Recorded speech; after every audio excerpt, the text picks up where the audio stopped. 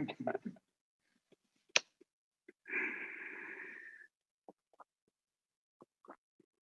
Hola. Hi. Hola. Buenas noches, Mexico. Hello, everyone. Good evening or good morning, depending where you are. Before I take the enormous pleasure of speaking with His Holiness the Dalai Lama, I would like to express my gratitude for joining us on this very special occasion. Words can't express my excitement for tonight. Your Holiness, good morning in India. Good evening here in America. Right. I feel very, very honored and grateful to be speaking with you today. Thank you for taking the time to meet with me. Thank you very, very much. Perhaps because of time differences. Now here, here, I'm very fresh morning. So you, I know, Mexican, there, late evening. Exactly. So I think, well, so you see, your brain now already begin feel sleep. I'm very fresh, so I have some. I know. I have some advantage. I know. And by the way, Your Holiness, I've heard that you wake up really early in the morning. Oh. So what does a day in the life of the Dalai Lama look like? Nothing special. Nothing special. I personally, I always feel the one Buddhist monk, the Dalai Lama and some other, it's just the other people, you see, described like that. I myself, I'm just simple Buddhist monk. You are very humble, Your Holiness. And then I study Buddhist philosophy. Then, according the Pali tradition, you see, we practice Vinaya, the monks' discipline, these things. Then, on top of that, the Nalanda tradition, not only now, the Sanskrit tradition. Pali tradition is mainly, relying Buddha's own word. Then, Nalanda tradition, as Buddha himself, told us, you should not follow my teaching out of faith, but rather thorough investigation and experiment. Buddha himself, told. So therefore, the later Nalanda institution developed. Then, they mainly follow the Sanskrit tradition. So we, since 8th century, Tibetan emperor, Tibetan king, invited one top master of Nalanda, his name Shantarakshita. So it is quite significant. At that time, the China is already Buddhist country. The Chinese emperor, very much devoted about Buddhism. Number of Chinese Buddhist monk also, in Tibet already. But then he prefer the Buddhism should be the Nalanda tradition. So at that time, the top master of Nalanda, one of the top master was Shantarakshita. he came to Tibet. He introduced Buddha Dharma according to Nalanda Sanskrit tradition. He himself, great logician, he wrote text about logic, about philosophy. So therefore, you see, we Tibetan, since then, we follow the Nalanda tradition. So Okay. we extensively use logical approach, always reasoning. Uh-huh. So even Buddha's own word, through analyze, through reasoning, through logical approach, if there is some difficult to accept, then we have right to reject Buddha's own word. Really? Yes. So there's a way to it's not like something that you should follow. You can kind of mold it. You can mold it, change it. Yes, they like already. That's amazing. Nagarjuna of Nalanda master and Chandrakirti, all these great master of Nalanda, you see, they investigate Buddha's own words, then they make distinction. This Buddha's teaching we can accept literally. This Buddha's teaching we cannot accept because it contradicts problem. Therefore, you see, we already, according to Nalanda tradition, we already make distinction. Some Buddha's teaching, word, we can accept. Some Buddha's teaching we cannot accept. So now Tibetan tradition and Nalanda tradition. So we extensively use reasoning, a logical approach. So therefore, now according to my own experience, since, you see, very young age, 6-7 year old, already started to learn those important texts wrote by Nalanda master. So it's evolving. I mean, you're making this Buddhism is evolving every day. Karsa, what? It's so some important text, root text, we learned by heart. So since childhood, we already learned by heart. So therefore, these days also, you see, some text I recite like that. So we kept the Nalanda tradition, so we extensively use reasoning, logical approach. So therefore, say, now since last now almost, I think, 40, 50 years, I have sort of serious discussion with modern scientists. So we, since you see, since we always investigate, not faith, not belief, so therefore we can discuss with modern scientists. And modern science, the external thing, their knowledge very good, still they research carry.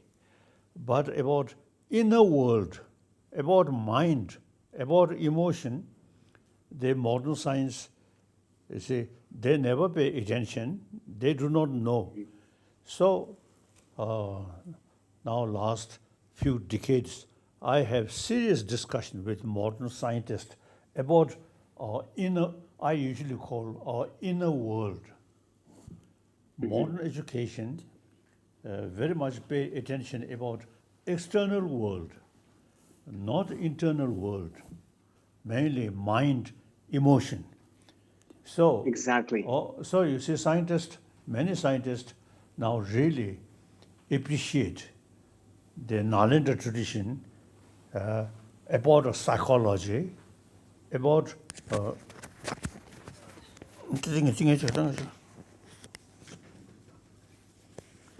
about uh,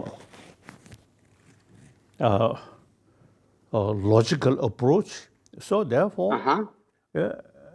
you see, we both, to scientists, about emotion, about mind, and how to develop uh, inner peace. So Yeah. I usually see describing the hygiene of physical, hygiene of mind or emotion. So now today's world really need hygiene of emotion because a lot of problem because of emotion. So in order to deal with emotion, you should have fuller knowledge about the whole system of emotion. Emotion is part of mind. So now here, So the mind, I you know, you, the five senses of organs, eye consciousness, ear consciousness, like that. But emotion comes with sixth mind.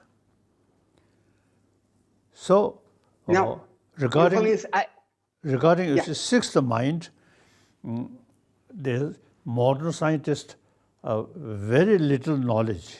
Now gradually pay attention. Now gradually their knowledge now increasing. Otherwise, you see, very limited. So therefore, we can, I mean, you see, uh, we can discuss about sixth mind, and with that sixth mind, not important eye consciousness, ear consciousness, but brain. Brain, Okay. this side or front side brain, mainly related with eye consciousness, seeing, hearing, smelling, like that. Then they here this part of brain usually most of emotion related with this part of brain. And similarly, the wisdom, Buddhists call kasa, vipassana, or shamatha, single-pointed mind as a shamatha call, then vipassana, analytical meditation. All these, you see, carry work this side of brain. And then we also usually make distinction. The sixth mind, grosser level, more subtle level during dream time, the more subtle level of sixth mind experience. So at such sort of level, you see, there is possibility, you see, to remember past life, and also sometimes you see can feel what things are going to be or future. That's Future. not grosser level of mind, more subtle level of mind. Then most subtle level of mind is at the time of death. So now there are cases, people, even you see few weeks after death, brain stop, but still body remain very fresh. So that shows subtle innermost subtle mind consciousness still in the body. Yeah. So sometimes Now, few days or few weeks, like my senior tutor, 18 days remain on that level. And recently some monk in Taiwan, Language. ah, 13 days. oh yes, sorry, it's my teacher 13 days. Then recently one monk who stay in Taiwan, 그들이 이마, 가, 26. 그래서 26 days. about 26 days remain the subtle level of mind. See, medically already dead. The heartbeat no longer. So blood circulation to brain no longer. So clinically dead, but body remain very fresh. how do you achieve that through meditation? Oh, through meditation, yes, through meditation.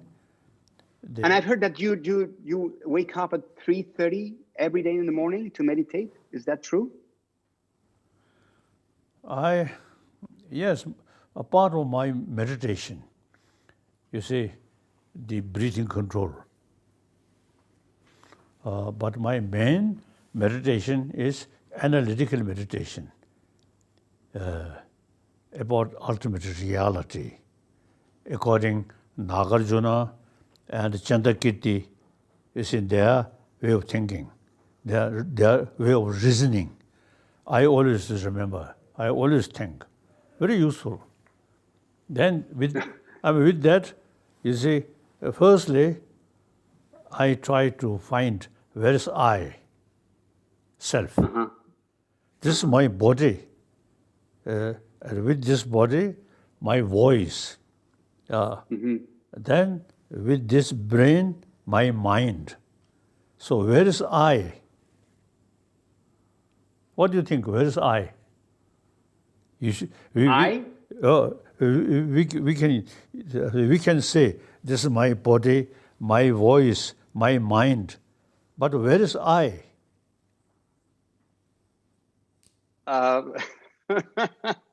Here?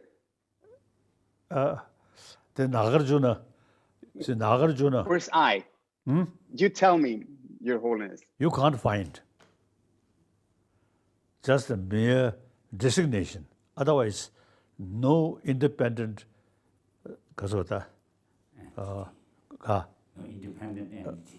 Independent sort of entity like body. So, Well, that's one of my questions, Your Holiness. I've noticed that nowadays there's a lot of people worried about how they look more than anything else. They exercise, they diet, they try to stay in good physical health or fit. But what about the mind and the soul? There seems to be more cases of depression and anxiety, and numbers are rising every day. So social media gives us the illusion that we are all connected all across the world, but in reality, we have become not only disconnected from each other, but divided as well. We watch movies or visit digital platforms to escape our reality for a while, but we end up enslaved to it. We are addicted to our cell phones, computers, TV, tablets, and that kind of modern slavery makes us feel depressed. So my question is, how can we take care of our mental and emotional health for a happier state of mind? I mean, how can we take our soul to the gym? now that is very important. Now, up to now, materialistic world not sort of touching about mind or sixth mind. So all the emotion, you see, related with sixth mind. So emotion, you see, creates lot of problem. And meantime, the antidote of destructive emotion also must develop within emotion. Now, such as anger, fear, these are part of our emotion. Then antidote of these destructive emotion is compassion and deeper understanding, like that. So now, according to quantum physics, you see, they already make distinction, appearance and reality. So most of the destructive emotion based on appearances. So now some student who study quantum physics, you see they some kind of a feeling. The ones who study quantum physics and more sort of convincing that, and then grasping or on the basis of object reduce less. So this is exactly the ancient Indian psychological. Already, you see, mentioned that all the destructive emotion based on appearances, all the constructive emotion is based on reason, such as compassion, altruism, based on reason. So we can reasoning. Therefore, we can meditate and increase through meditation. We can increase anger, not based on the reality, just appearances. So, anger, such emotion, no proper base, just on the level of appearances, like that. So this is exactly the ancient Indian psychology mentioned that. Now today, firstly, modern education never pay much attention about mind. Now gradually some scientists pay more attention about our mind. So these days, I used to describe the physical health important, but more important is mental health. Absolutely. Mental health, calm, peaceful, and wise. Then physical also, the physical health also automatically improve. Mental level, too much fear, too much anger, then physical also eventually suffer. Exactly. Now, and then these, you see, knowledge, although come from some ancient Indian spiritual text, but the subject itself we should consider as an academic subject, not religious subject. As about mind. Absolutely. We are not talking about next life or these things. We simply, try to know about our emotion, like that. So now, modern education should include some education about mind, about emotion, and how to tackle emotion. Now, without touching any religion, like that. Yeah, 100%. I totally agree. And suppose I see there's a lot of people that's not happy nowadays. So, what is exactly happiness? Because I feel that we all have a false perception of happiness. We all look for happiness, and we feel that happiness will come from having food on the table that is reasonable, or a roof over our head, or something. We feel that happiness is buying a car or a yacht. But in order to buy those things, either food or a yacht, we need money. So in our head, the math is money equals happiness. But in order to make money, people do terrible things. There are white-collar criminals, corrupt politicians, crooked entrepreneurs, but we also have burglars, kidnappers, human traffickers, and other types of people who do horrific acts in order to make easy money. And then they justify their choices by saying that they do all this in order to support their families, that that's the only way to feed their kids or pay rent or buy them a house or a car. And then they believe that once they achieve all that, it will make them happy. So my question is, can these people ever find true happiness? And what is happiness? What is it? And how do we cultivate happiness? I think happiness or the pleasure or sensorial level, usually we concern the sensorial level, sort of some pleasure. But real pleasure, because of the pleasure, happiness related with peace of mind, calm mind, that very much related with mental level, not sensorial level. So mental level, calm, then automatically fear, suspicion, these automatically reduce. So fear is the cause of unhappiness and doubt. Exactly. Like that. And self-centered I, that also causing more problem. So altruism, think other.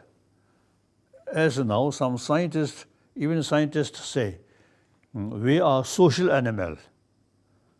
Any social animal, biologically, a sense of concern of the community, like animal.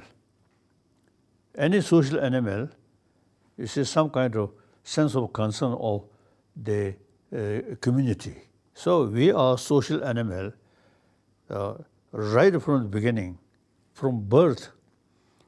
You see, our life depends on mother's care. Then the child with mother and a family member, and the childhood at a young age, the children don't care about others' religious belief or different nationality or rich or poor. So long, play together, smiling. Then children, always happy. So there is sense of community there, basic level. Eventually we join education. Then we make distinction, different religion, different nationality, different color, also the different family, rich, poor, all these. Now, gradually, you see, we created these things. That's the basis of very much sort of, the concept of we and they. At a young age, play together, you see. Yeah. So long, you see, smile, each other, play, you see, occasionally, children, sometimes to say, or say, kaza, scratch. Otherwise, it's very simple. So at that time, I think they're very much alive, the very nature of social animal. Now think that we actually, the community, firstly, on a small family, then your neighbor. So now, today's reality, whole world, Easterner, Westerner, Northerner, Southerner, we are part of that big human family.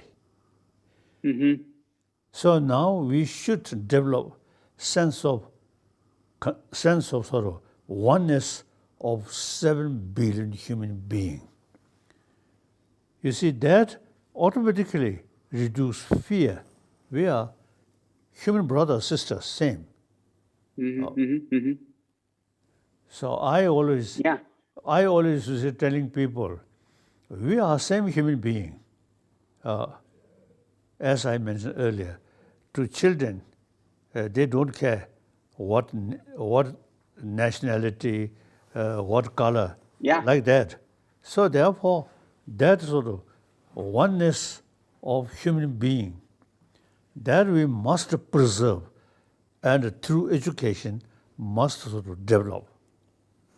So my number one commitment is I'm trying to develop sense of oneness of 7 billion human beings.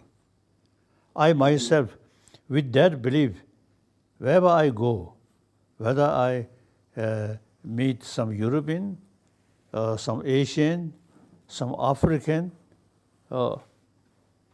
I have the deep sort of sense we are same human brothers, sisters.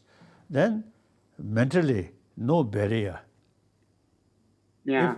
If I too much sort of emphasis, I'm Asian, I'm Tibetan, and then religiously I'm Buddhist, then you yourself, you see, make distinction and some kind of barrier. Yeah. So now today, we really need a sense of oneness of 7 billion human beings. My future depends on them. Absolutely. Humanity Absolutely. happy, I will get maximum benefit. If others suffer, now today, there are a lot of, conflict. Yeah. And now that you were talking about kids, that they don't make any distinction, I think that we lose something when we grow up. Why we start dividing us between races and color of our skin. Why kids not? What do we lose when we grow up? Kosa? 不做这个上戏，教育。那这话当的是要不要？像民间的就是天天没个的，是考虑马上，考虑哪个的？ Our education system. In education, as I mentioned earlier, at a young age, they don't care. Once join education, then you see the less emphasis, basic oneness of human being. Not much talk. Rather, my nation, my religion, my community, that creates problem. So now, education have very, very important role. Now today's education, very much sort of, very much concerned about material, external thing. Now, in education, we should include education about our mind, about our emotion. Then, you see, in order to have more calm mind, altruism is very important. And biologically, we are a social animal, so altruism is very, very key factor. And in fact, I think the whole world, including animals, or birds, their existence very much based on taking care, altruism. Uh, Yeah, and now that you were talking about being one all together, it's not just people, but also the animals that live in this planet, right? So I think in education we should include, usually I mention the peace of mind is hygiene of emotion, that should include, we should take care as much as taking care about hygiene of physical. Now similarly, hygiene of emotion, I think very important. So now education, Now, Your Holiness, existing modern education, I think just material value, these things should include about inner mind, inner world, peace of mind, like that. So education, yeah, education. the present education is half taking care about this body. I hear you. Your Holiness, I would like to talk about laughter and humor. I'm a comedian, so I would like to talk about humor because I see that you are a very joyful leader, despite all the horrors that you see in the world every day. Many of our world's political and business leaders hardly smile. Maybe they fear not being taken seriously, but you're a leader who dares to smile, a leader who makes jokes and laughs all the time. You're tickling people, and however people still respect you. So my question is, what's your secret and why is humor so important to you? Firstly, I have firm belief oneness of 7 billion human beings, all human brothers, sisters. And basically, we all have the emotional level, some positive thing, some negative thing. Through knowledge, this destructive emotion firstly destroy peace of mind and friendship. And the whole family,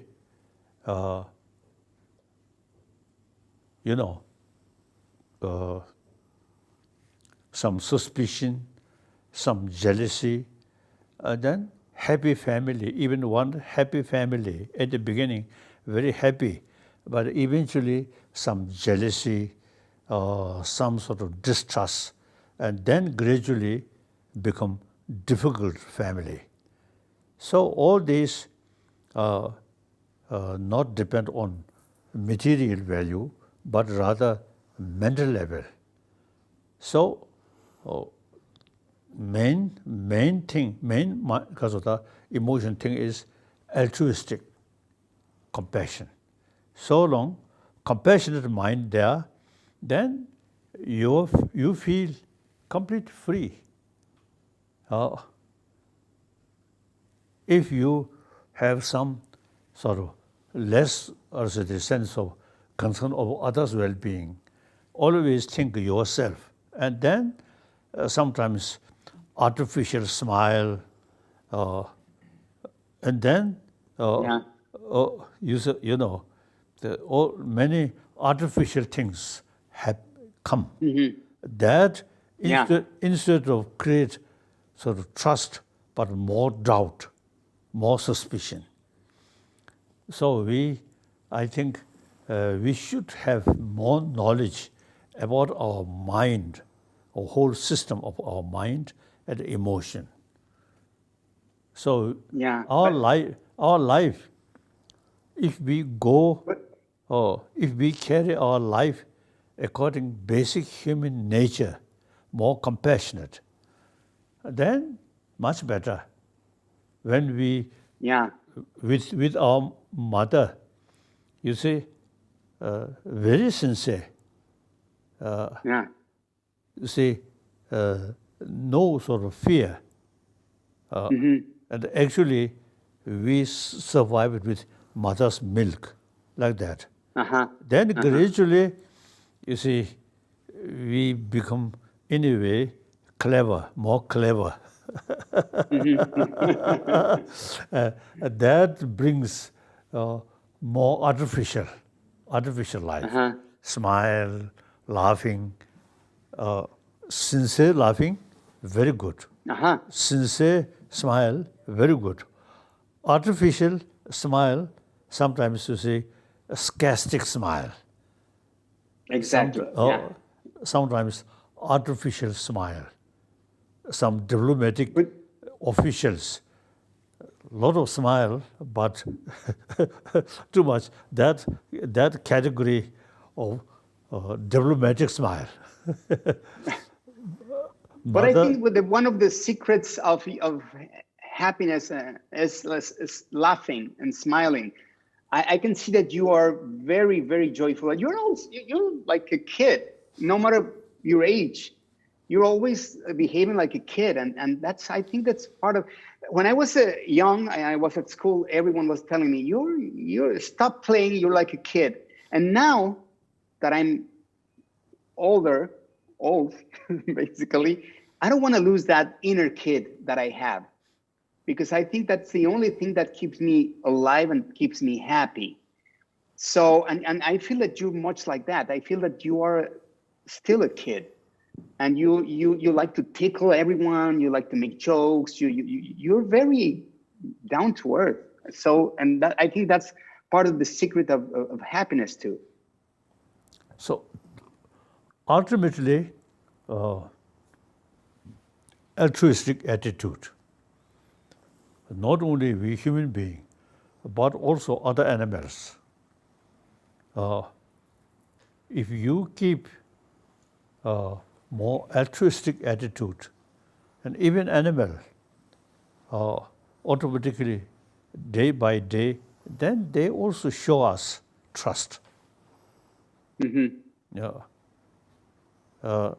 Some dogs, when you give something to eat, with smile, with sincerity attitude, they appreciate very much. Absolutely. Other hand, you give some food, animal, but without a smile, some threatening, then you see no way to develop trust. So altruistic attitude brings trust. Trust brings peace. So now. But Your Holiness, I do a lot of altruistic work with animals, especially. But I face that a lot of people attacks us, the people who like to help animals, because they say that we should be doing other things. They consider that animals are not part of the, they don't deserve to be treated as the same as humans, and we're constantly attacked.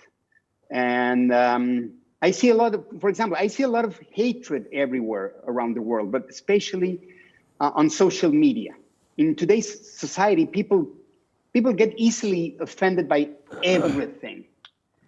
And because of that, everyone is afraid of either helping an animal or in my case, that I'm a comedian, we're afraid of making a joke because we can be crucified.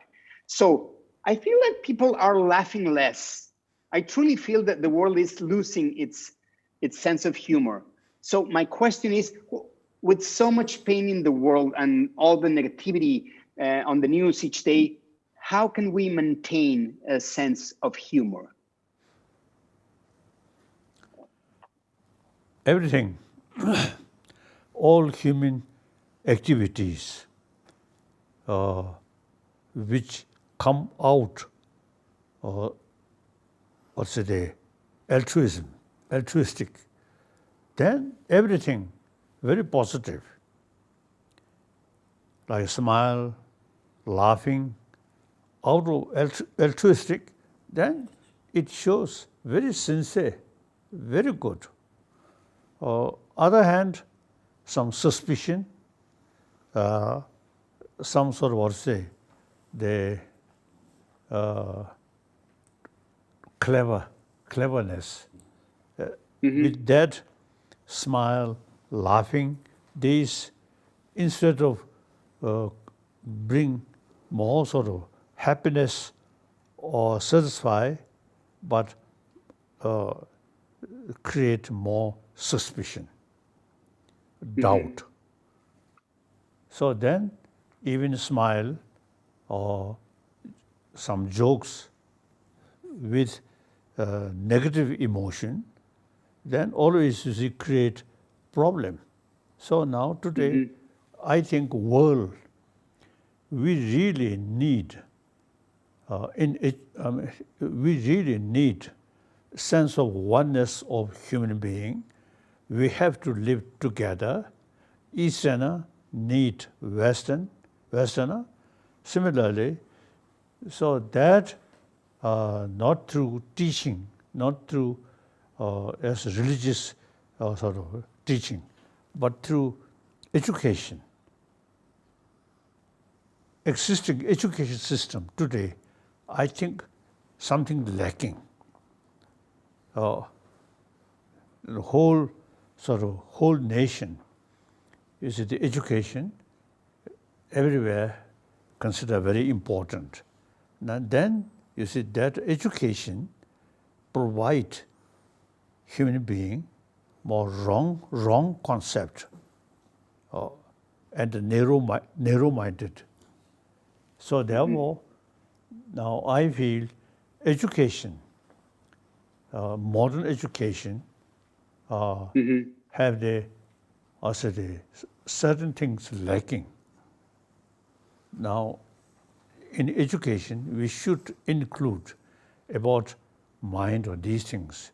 Now, look in India, over 3,000 years already, you see, develop the concept of non-violence, concept of compassion.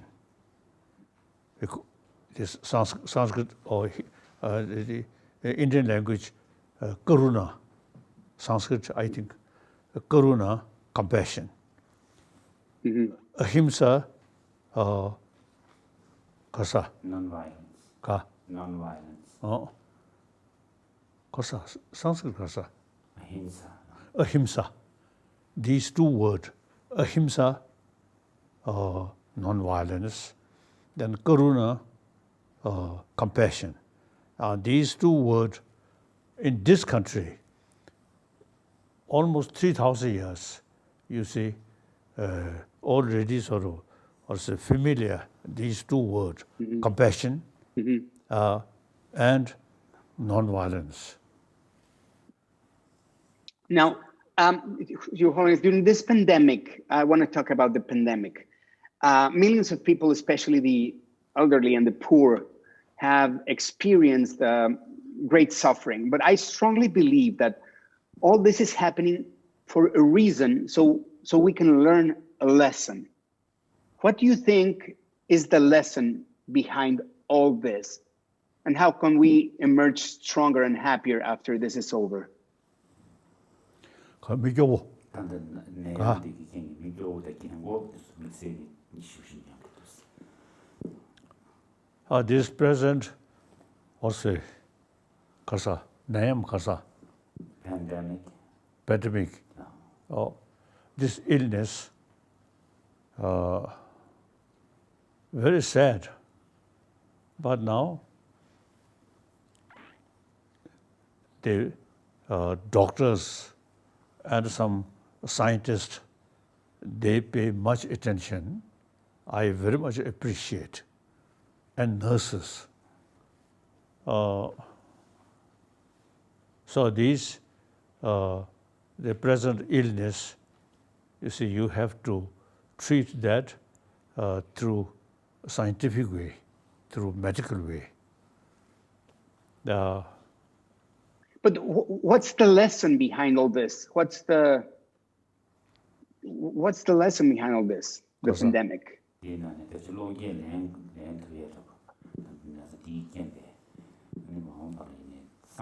What do you think is the lesson behind all this? Because I feel that we are going through this because there's a reason. We need to learn probably a lesson as humanity. What would be the lesson that COVID is giving us? I don't know. Difficult to say. But let me tell you what kind of I think. Sure. I feel that now that we are in our houses, that we're not outside, we're able to know us and our family better because we are here locked down. So for some reason, now that I'm not in contact every single day with the world, I can see what my family really is, which kind of family I built, which kind of life I built.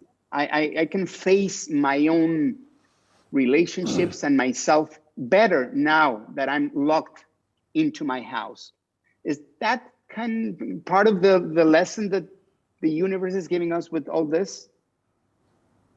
This illness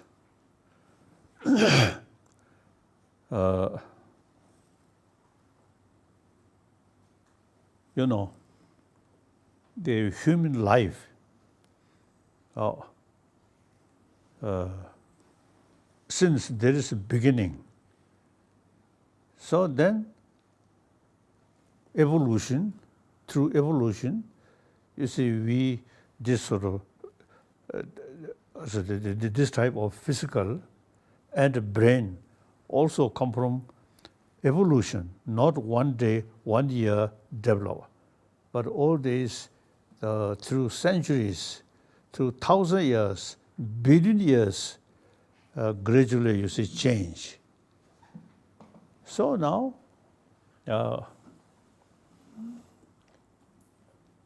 there may be a modern time we use too much chemical. That also may be some connection. You see these new, what's it? Virus. That also some connection, maybe. So we, now for example, the food, vegetarianism, very good. Even vegetarian, you see in order to develop vegetable more quickly, more big size, use some chemical. Then similarly, the meat, beef farm, and poultry. You see, in their food, some chemicals. Yeah. So these, I think, some connection. The new virus, that brings the new illness. So now this present illness may have some connection. Last few centuries, we too much utilize chemicals, I feel. So are you vegetarian, Your Holiness? Are you vegetarian? No. 1954, I decide be vegetarian. Then next about 20 months, pure vegetarian, no egg, no fish. 1964. But then I developed the gallbladder. Then finally, through surgery, and my gallbladder removed. At that time, the allopathic sort of physician, Tibetan physician, both, you see, have the view I should now better to return the original style. Diet.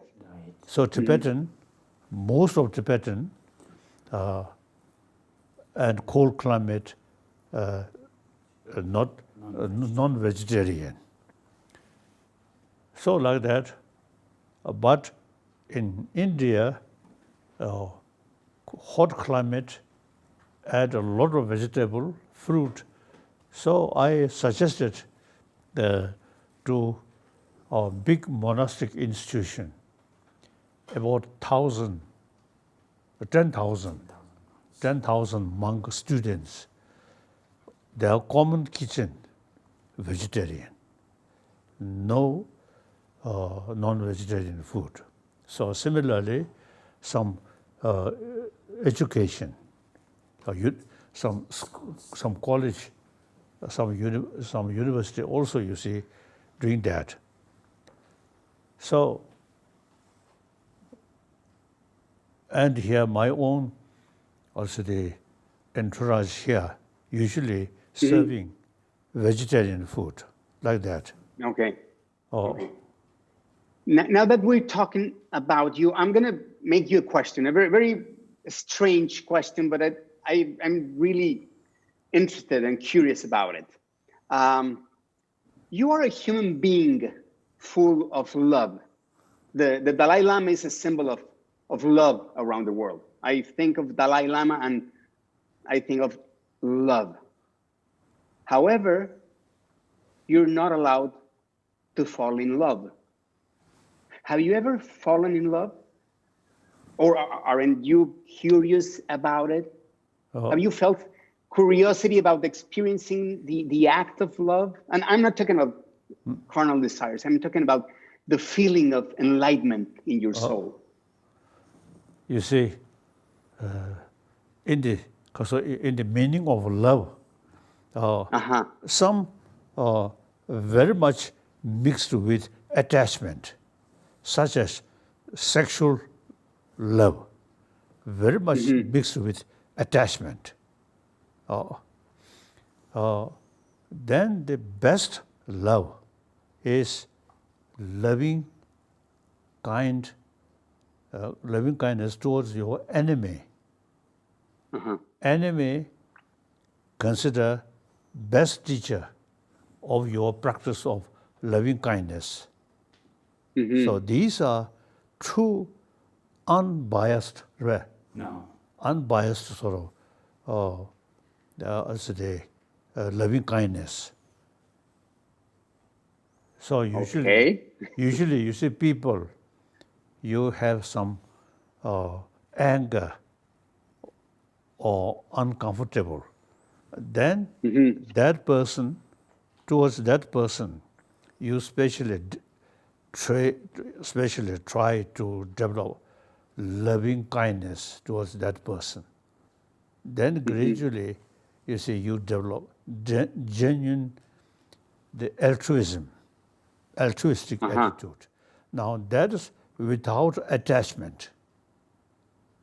That's genuine kindness, genuine altruism. Now, for example, some of Chinese officials in Tibet, you see, ruthlessly suppressing. So, some occasion, I visualize some of these officials and take their fear, their anger, their hatred, and give them altruism, patience to them. Mentally, very, very helpful to keep peace of mind, myself. So therefore, the enemy who creates trouble for you is best teacher. Tell me, but I want you to ask me, have you ever fallen in love in your life?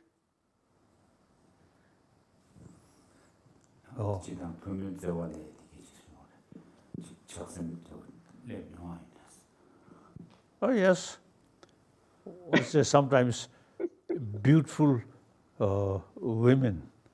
So I feel, oh, beautiful. But then immediately I'm monk. So then you see you can watch in Mexico. We say you can watch the menu, but you can't eat. 그래서 그래서 멕시코 나라 칼라스티 첼로쇼로 칼라 딜타쇼리네 사에요 말이야. So and the beautiful women. You see, sometimes I sort of mention when I met some Western monk, a nun. So, you see, through sexual love, then gradually produce children. Before children, a kind of worry, I want child. Then you see, one child, two children, three children, too much. Exactly. So always you see I problem. Problem. So I know. and then produce more children. Then you should automatically develop concern of their education, their own marriage. Then children, grandchildren, grandchildren. I know. When a lot of problems. When I saw that, the we monk, just one single person, you see, Exactly. taking care of myself, no more. So, but have you ever felt curiosity about how's a relationship? So the distinction, the altruism or sense of closeness feeling with attachment, especially sexual attachment, and closeness feeling without attachment. Now, the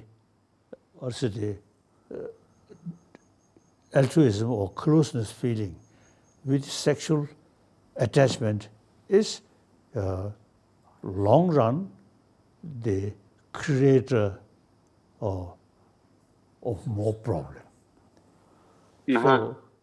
So you see, altruism, as I mentioned earlier, best thing is altruism towards your enemy. It's the genuine, genuine compassion. Very good. Absolutely. I do believe that too. I have questions that people send me over. And the first one is, do we all have a predetermined destiny, or is our destiny determined by our choices and actions?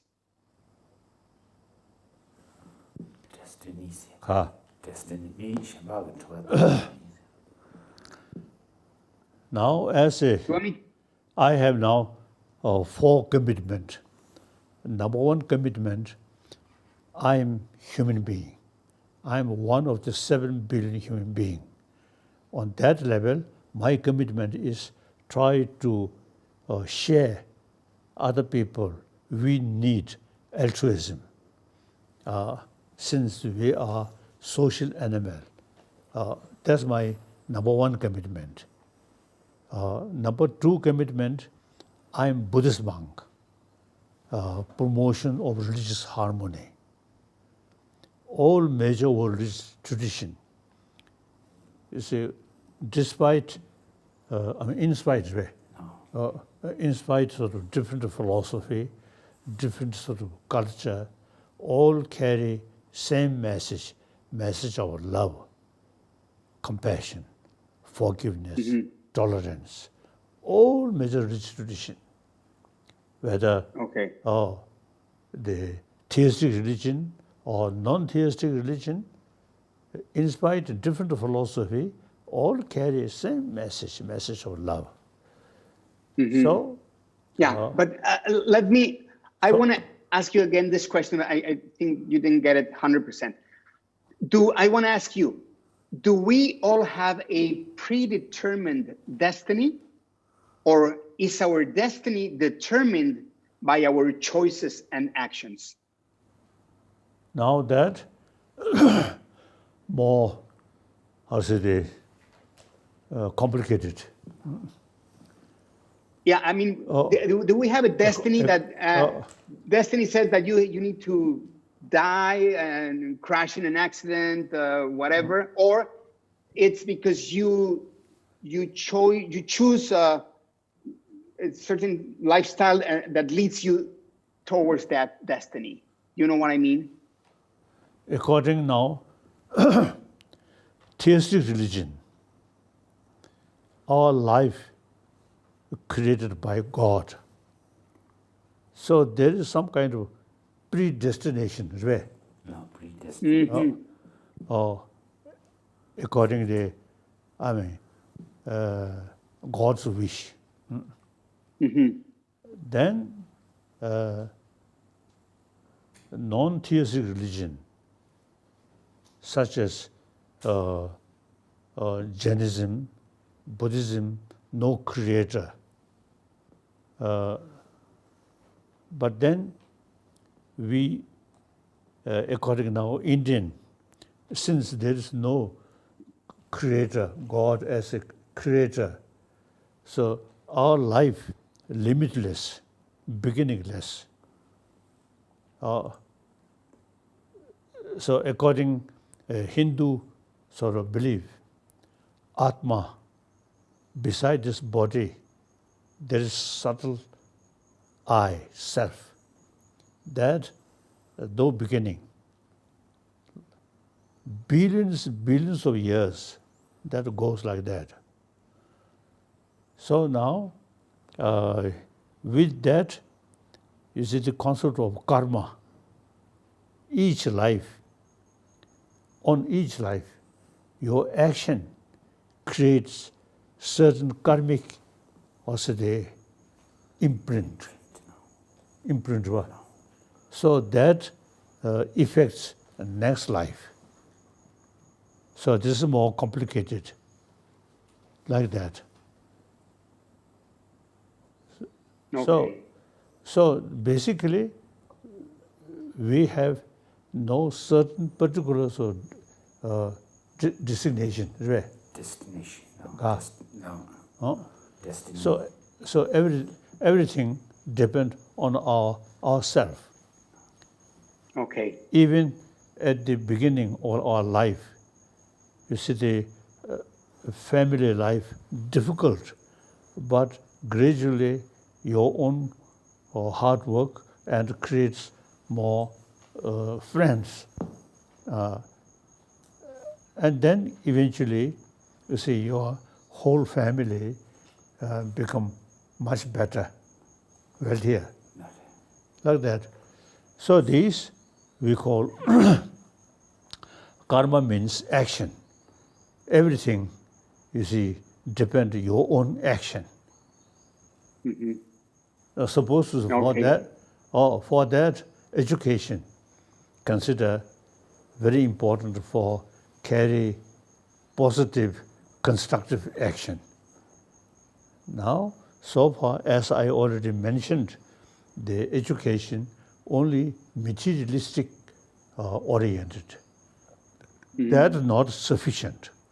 Now, education should include education about our inner world, our mind.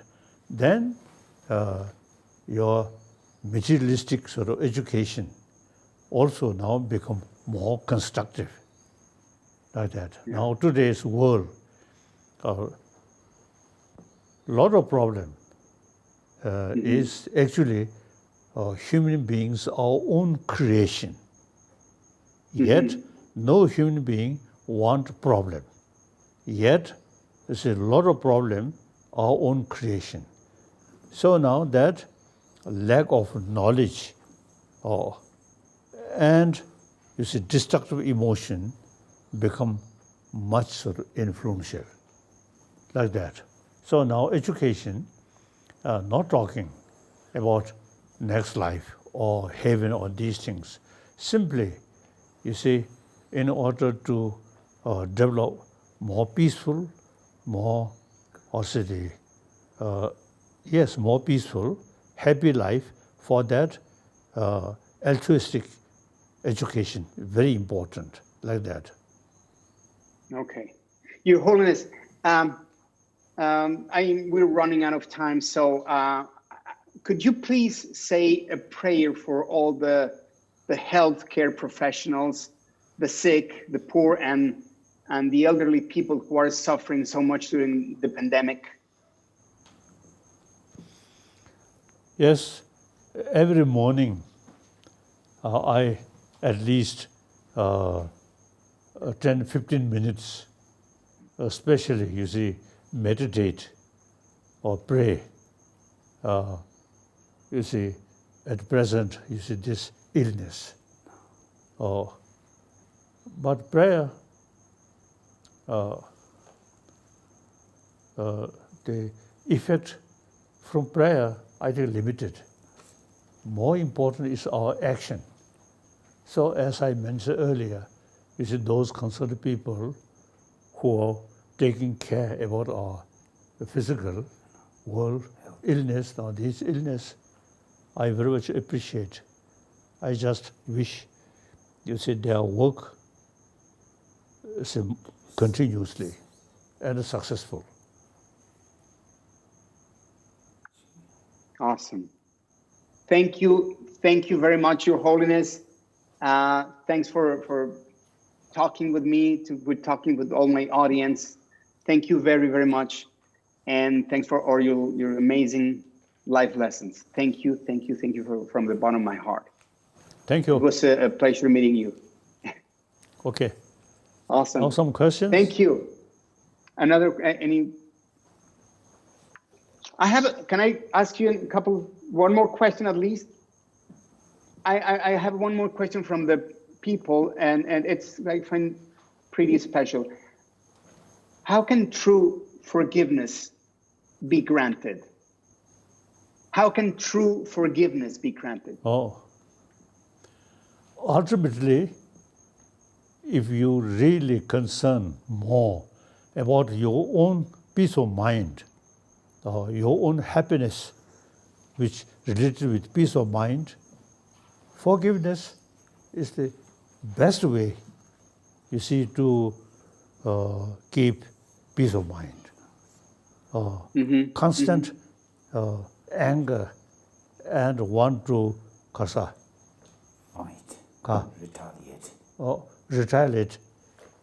Then even I think daily life, too much anger, I think you sleep, some disturbances. Without anger, peace of mind, sound sleep. Awesome. Thank you very, very much, Your Holiness. Thank you. Thank you. It was a pleasure meeting with you. Thank you. Thank you. Then I didn't sort of mention number one commitment as a human being, number one commitment as a Buddhist monk, number three commitment regarding Tibet. I'm Tibetan. Tibetan people trust me. But political matter, I already retired. Now, political system, we practice democratic system. Sincerely, fully. So I have no political responsibility. Then, regarding Tibet, I very much concerned about environment about Tibet. Tibet, usually you see people call roof of the world. So all these major rivers which cover whole Asia come from Tibet. So preserve Tibetan ecology is very, very important. Ultimate source of water in Asia, Yeah. Tibet, very important. One Chinese... Now that you're talking about water and everything, we are seeing devastating results due to global warming. California, for example, at the moment is battling numerous fires across the state, and worldwide hurricanes and mass floods keep getting worse and worse. And scientists have presented us with the facts, and still many leaders refuse to acknowledge this issue. Why do you think some world leaders are ignoring global warming, and what can we do to combat this issue? Now, many ecologists, they mentioning global warming now century by century increasing. So due to that, these fire and some drying river. So now that's beyond our control. So we have to take care according to the climate change. Otherwise, now some expert, when I have some meeting, they say the global warming, next few decades, the rate, global warming, you see, increasing. Eventually, you see, Tibet may become like Afghanistan, this area, more desert, much less water. So now this is serious matter. We have to think. Now seems to see in Tibet, I think during one Chinese Prime Minister, now some time back, you see, he give order some Tibetan area, a lot of forest.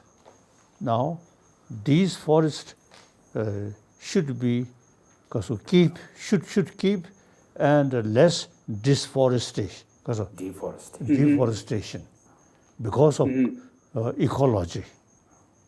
So that is something important. Then regarding Tibet, one my concern and responsibility is the preservation of Tibetan knowledge. Our knowledge mainly come from India, Nalanda tradition, as I briefly mentioned. The Nalanda tradition, as I mentioned earlier, very scientific way of thinking. And then the Nalanda tradition, the language seems now, Tibetan language is the best language to describe about these detailed, subtle level of philosophy and a logical approach or mind. So I myself used to notice, you see, when we describe some very subtle philosophical views or mental situation, Tibetan language is the best language because, you see, before Nalanda tradition come to Tibet, Tibetan language very primitive. While, you see, more and more people showing interest about this Buddhist philosophy, Buddhist logic, then since 7th century, Tibetan emperor already developed our own language, our own script. Therefore, 8th century, the Nalanda master, as I mentioned earlier, when he visited Tibet, he pointed out, you have your own language. So all those texts in Sanskrit or Pali should translate into Tibetan. So now today, more complete information originally in Sanskrit or Pali, now available only in Tibetan language. A Chinese Buddhist country, before Buddhism reached Tibet, China already also the number of people who follow the Buddha Dharma. But you see, the Chinese tradition, more emphasis meditation. In Tibet case, we emphasize study. So therefore, the Nalendra knowledge, I think they're available only in Tibetan tradition. It is very useful. So that culture not only concerned for Tibetan, 6-7 million Tibetan, but also you see, at least you see, those Buddhist country, and especially China. Now China, over 400 millions Buddhist population, now China. Many young Chinese now showing interest.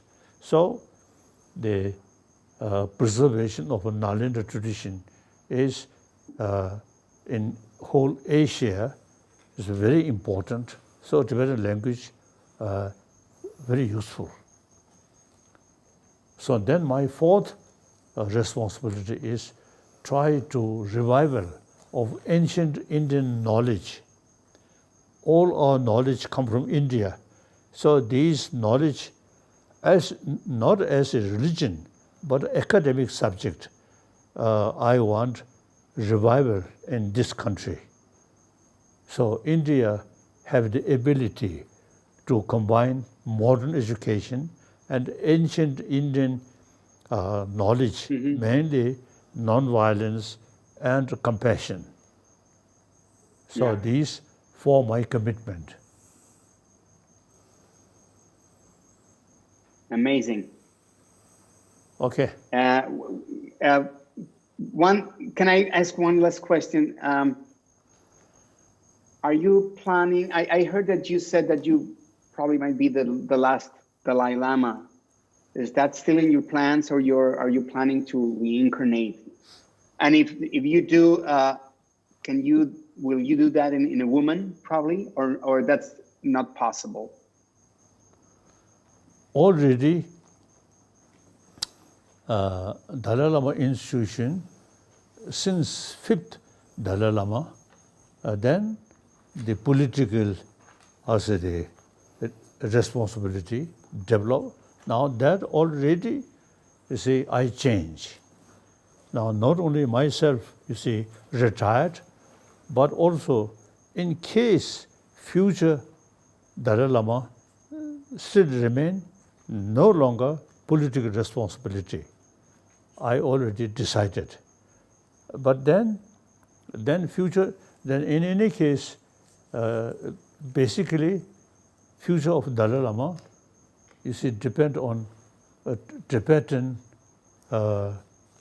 spiritual leaders, different leaders of different spiritual tradition, and including Himalayan range, and also you see Mongolia, very historically, the very name of Dalai Lama, you see Mongol word, like that.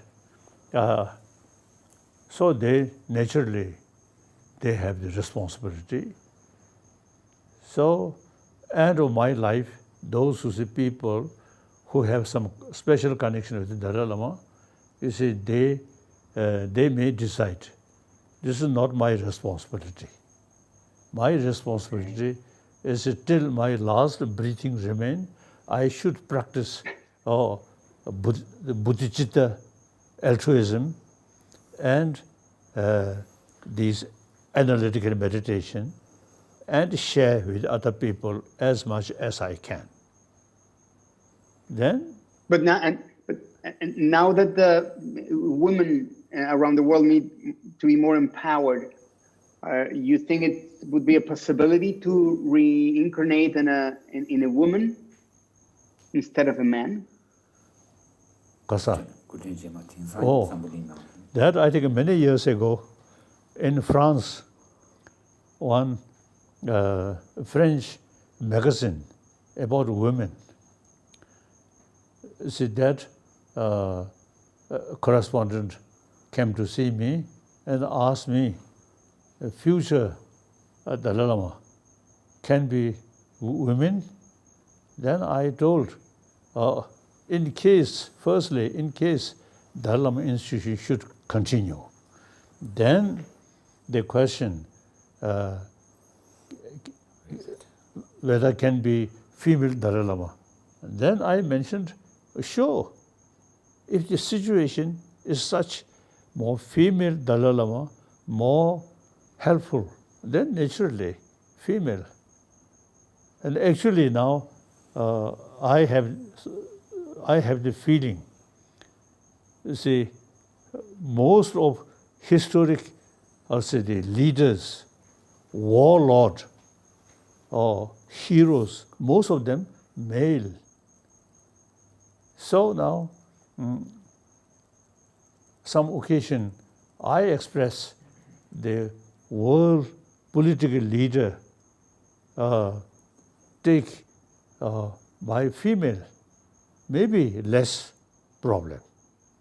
So I really, you see, congratulate the Norway.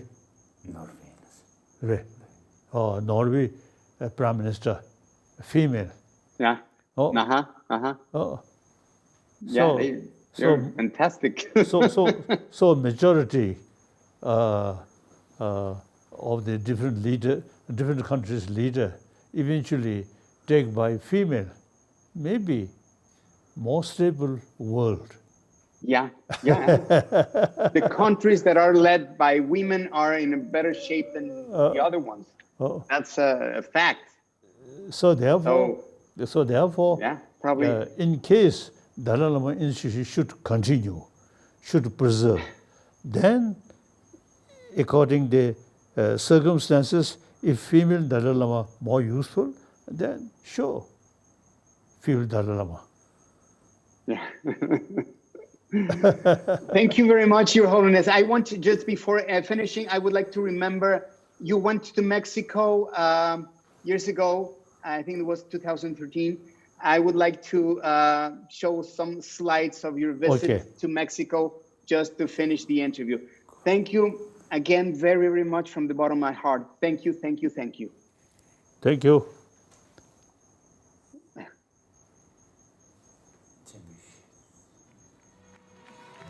Visit to Mexico.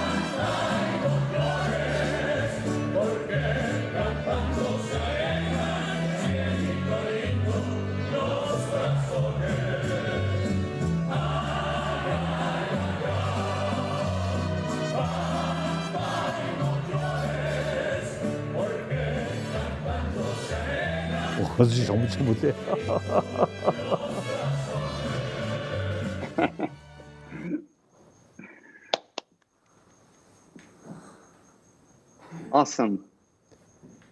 Thank you. Thank you. Thank you.